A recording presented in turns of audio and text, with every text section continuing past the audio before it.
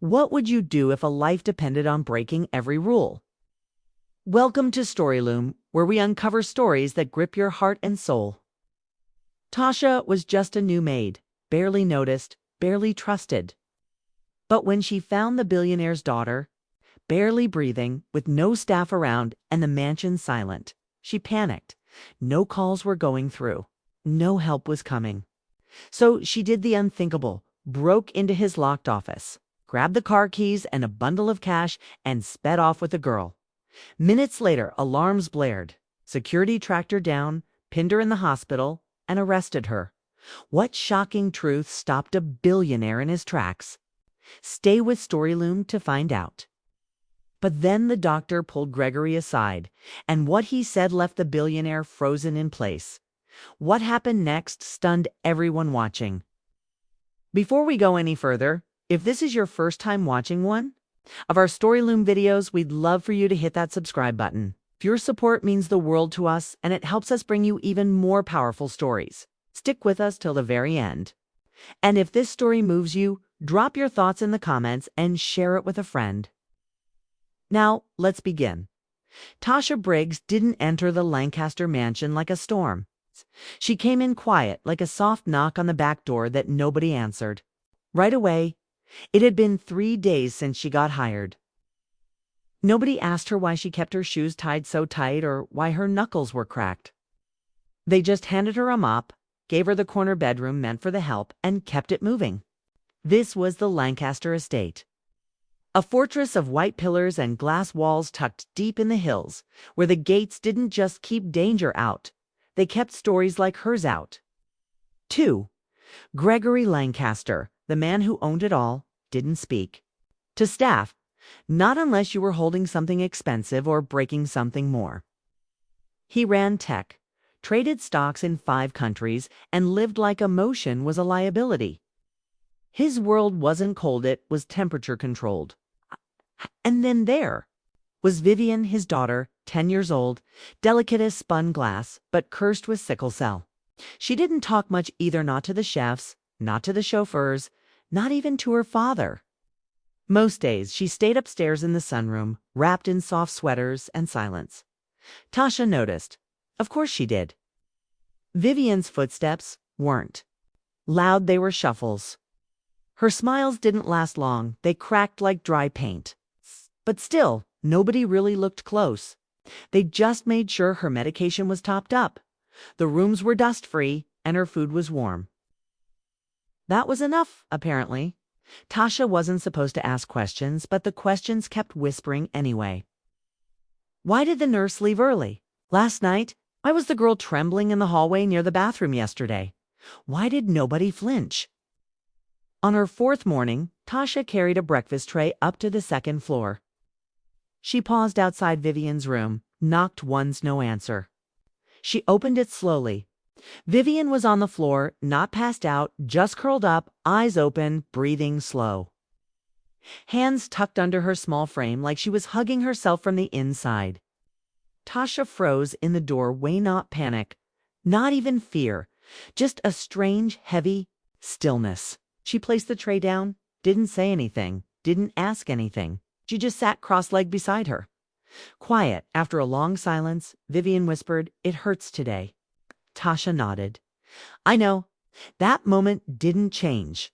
The world not yet, but something shifted. Something soft and invisible. Can one quiet moment spark a life-changing bond? Keep watching Storyloom to see how it unfolds. Downstairs, in the service hallway near the laundry chute, 2 older maids whispered over folded towels. "I'd give her a week," one said, smoothing out a sheet. "She's too soft for this place. She's got that look," the other muttered, "like she's seen struggle. And struggle don't last long round here." They chuckled, looked up. Tasha passed silently behind them, arms full of pillowcases. She didn't say a word, but she heard every syllable. That evening, the house glowed with golden light. Gregory arrived home late. Vivian didn't greet him. He didn't expect her to. Tasha cleaned the upstairs study while glancing at the locked office door at the far end. Security sensors blinked right above its high clearance. Off limits? Not her business. But even from outside, she could hear something ticking. Maybe it was the clock. Or maybe it was just time waiting to run out. The morning started heavy. Storm clouds hovered low over the hills, making the mansion feel dim even with all the lights on. Gregory had flown out just before sunrise business, in Zurich or Singapore or somewhere that didn't require him to say goodbye. Tasha moved through her routine like clockwork, but something felt off. Vivian hadn't come down for breakfast. By 9 a.m., the head maid was complaining about the wrong detergent order. By 10 o'clock, the other staff were focused on getting the outdoor patio spotless for some investor dinner scheduled next week. Vivian, nobody mentioned her. Tasha hesitated outside her room again. Something in her chest tugged. She knocked twice, no answer. She opened the door and time slowed. Vivian was lying halfway off the bed, drenched in sweat. Her hands were shaking, lips dry. Her body curled unnaturally, like it was fighting itself from the inside. The room smelled sharp, like plastic and fear. Tasha dropped to her knees beside her, Vivian. The girl's eyelids fluttered. Her breath was ragged, like she was breathing through broken glass. Tasha's own hands trembled. She reached for the emergency call button by the wall did. She sprinted to the hallway phone, dialed the nurse on record straight to voicemail. She dialed Gregory's number 4 rings, then 5, then nothing. She tried again and again, still nothing. She slammed the receiver down. Downstairs, the other maids were laughing about something near the pantry. Tasha burst into the hallway, breath quick, eyes wild. I need someone, anyone, to help. Vivian's, we don't go upstairs without clearance, one interrupted, not even turning. She needs a hospital now. The second waved her off, annoyed. We'll inform the estate manager. That's the process. Process. Tasha's fingers curled into fists. She turned on her heel, ran back upstairs. Vivian was barely conscious now, her chest rising too fast, too shallow. She looked at the hallway, then at the far end of the locked office, Gregory's private office. She'd never been in there, but she had cleaned near it enough to notice something most wouldn't, a tiny keyhole above the doorknob. And the key, always hung from the red tag beside the basement cleaning supplies. She remembered because the tag was labeled "Do Not Remove." But she did. She ran downstairs, yanked the key from its hook. Nobody saw her. She sprinted back. The door clicked open. The room was pure silence, leather, glass, and money. Framed awards, a wall safe, a Tesla key fob on the polished desk. And next to it, a black clip fat with $100 bills. She hesitated not for long. Tasha scooped Vivian into her arms. Arms, trembling not from fear, but from the sheer effort of carrying a sick child half her size. She bolted down the hall. Every corner of the mansion seemed to scream at her, the cameras, the blinking lights, the invisible rules. She didn't care. She pushed through the front door, cradling Vivian like glass. She reached the garage. The Tesla recognized the key. Instantly, door hissed open. The soft white seats lit up. She laid Vivian gently across the passenger side, belted her in, whispered, "Hold on." Then she climbed in, slammed the door shut, and hit the accelerator. The tires squealed as the car pulled out of the estate. A moment later, back at the mansion, an alarm blared. Security screens lit up. Red. Unauthorized access, office breach. Vehicle missing. Will Tasha's daring rescue save Vivian in time? Don't miss a second on Storyloom. Inside the car, Tasha's fingers clutched the wheel. Her breath came short. Vivian's head leaned back. Her skin looked gray now. The GPS blinked. She ignored it. She knew the fastest hospital, not the closest, the best. Traffic blurred. Horns screamed. Her heart pounded louder than the road beneath her.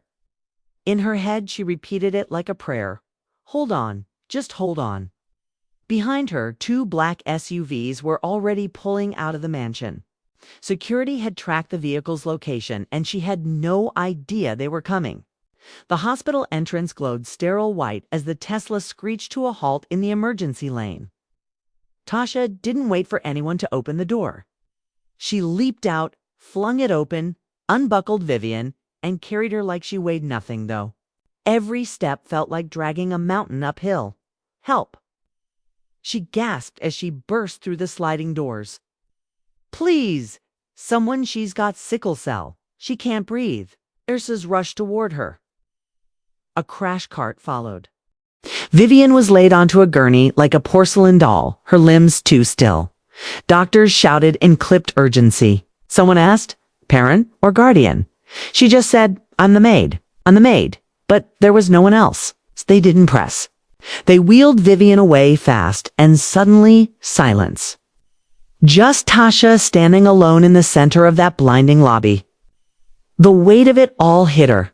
She wasn't supposed to be there. She wasn't supposed to drive. She wasn't supposed to touch. The money, she wasn't supposed to matter. But none of those rules had helped Vivian. And now the weight turned real. Outside, tires screeched. 2 black SUVs flanked the hospital's front. As state security poured out for men in matching navy jackets, radios at their shoulders, faces tight. They didn't shout. They didn't ask questions. One pointed, that's her. Tasha didn't run, didn't flinch. She just turned slowly. As they approached, they surrounded her without a word, wrists already in cuffs before she could blink. A nurse inside the sliding door shouted, Hey, what are you doing? She brought in a patient. One of the guards replied coldly, She stole a billionaire's vehicle and cash. She's under arrest. Gregory Lancaster arrived 15 minutes later, tailored gray suit, rolled sleeves, cold eyes. He walked in like he owned the building because, in some way, he probably did. The head of security approached him. She's in holding. Local PD is en route. We recovered the vehicle, still counting the cash. Gregory's jaw flexed, and the girl, just stabilizing her now. Barely got her in time. He didn't respond, just stood there, still, hands in his pockets. A doctor approached mid-50s. Calm but firm. You, Gregory Lancaster. He nodded. The doctor sighed. Mr. Lancaster, I need you to understand something. Your daughter has sickle cell, which means when a crisis hits, minutes matter. Seconds even. If that young woman hadn't gotten her here when she did, he paused. She would have died. That word echoed like it didn't belong in the room. Gregory blinked once, twice. Your phones were off. Your staff were unreachable. Your security protocol too slow. That girl saved her, not you. Not your systems, her. The doctor walked away. Gregory just stood there staring at the floor tiles dot in the small, cold holding room down the hall. Tasha sat with her hands still cuffed. Shoulders tense, sweat drying on her neck. She didn't cry. She didn't plead. She just stared at the wall. The door opened. She turned slowly. Gregory stepped in alone. No guards, no lawyers. He looked at her for the first time, really looked at her. She met his gaze, eyes red but unafraid for a long moment. They didn't say anything. And then he reached into his pocket, pulled out a small silver key, uncuffed her wrists. No words. Come with me, he said quietly. She didn't move until he added, She's asking for you. The hallway leading to room 214 was quiet too. Quiet for a place that had just witnessed life clinging by a thread. Gregory walked. Ahead, Tasha followed, her steps light but unsure, like her feet didn't trust the floor not to vanish. Inside the room, Vivian lay tucked under a sea of pale blue blankets, an eye dripping slowly. Her breathing was steadier now, softer. Her tiny fingers tapped against her blanket, almost like she was counting something only she could hear. When she saw Tasha, her face lit up just for a second. Tasha, she whispered. It was the only voice in the room that didn't ask anything. Of her, Tasha stepped forward, took her hand gently. Gregory stood back, watching. How will this moment change their lives forever? Stay tuned to Storyloom. Later that evening, when the sky turned pink and the city lights blinked on like they were waking from a long nap, something changed. Gregory walked out of the hospital room, not as a billionaire, but as a father who had finally seen someone else step up when he hadn't, and the guilt sat heavy on his chest. By morning, the internet had caught wind of the story, not the truth, just whispers. Maid arrested for stealing billionaire's car. Possible kidnapping, sources say. The daughter was in critical condition. People didn't wait for context, they fed off assumptions. But by noon, something nobody expected happened. A press release from Gregory Lancaster's office stating he'd be making a public statement that evening live. It caught everyone off guard, including his staff. That night, cameras flashed. Reporters jostled for space on the Lancaster lawn. The mansion gates opened like a curtain rising on a stage. Gregory stood behind a podium, no tie, no assistant whispering notes.